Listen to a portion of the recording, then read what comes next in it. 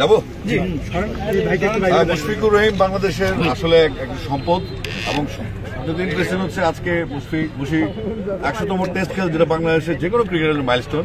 এবং আমাদের যত বিগত 53 বছর যত ক্রিকেটার এসছে, আমার মনে হয়েছে যে মুশফিকুর রহিম এখনো যে পরিমাণ কনসিস্টেন্স, সে যে একটা ছোট বাচ্চার মতো মাঠে আসে এবং শেষ পর্যন্ত মাঠ থেকে চলে যায়।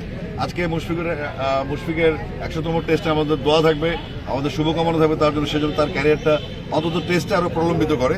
কারণ আমাদের বাচ্চাদের অনেকে শিখে আছে মুশফিক, তাদের জন্য একটা আইকনিক ক্রিকেটার এবং টেস্ট ক্রিকেটার হিসেবে আমাদের আসলে অবদান খুব কম, আমাদের ভূমিকা খুব কম।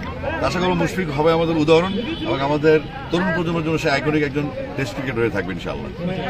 কালকে বাংলাদেশ ফুটবল দল ইন্ডিয়াকে হারিয়েছে, এটার একটু শুভেচ্ছা জানাবেন কিনা? অবশ্যই, বাংলাদেশ কালকে ভারতকে হারিয়েছে, আমাদের জন্য একটা পয়েন্ট টেবিলে আমরা মানে এশিয়া জোনের তৃতীয় আছি। তো আমরা চাইবো ইন্ডিয়ার সাথে বাংলাদেশ যেভাবে খেলেছে ভবিষ্যতে আরো যেন এই জয় যেন হারিয়ে না যায়, এই জয়ের ধারা ধরে রাখতে হবে এবং তাদেরও এজ লেভেল অনেক কাজ করতে হবে, তাদেরও এজ লেভেল টুর্নামেন্ট হয় না। অনুরোধ করবো যারা বাচ্চারা ফুটবল খেলতে চায় তাদের জন্য তারা ব্যবস্থা করে এবং আমাদের মতো প্লেয়ার যারা আসছে তাদেরকে যেন অ্যাম্বাসেডর হিসেবে প্রতিষ্ঠিত করে এবং বাংলাদেশ ফুটবলকে আরো জনপ্রিয় করে দেবে। Thank you. ভাই সাকিব ভাই বিষয়ে কোনো সিদ্ধান্ত নিয়েছে ভাই? ওটা না, সাকিব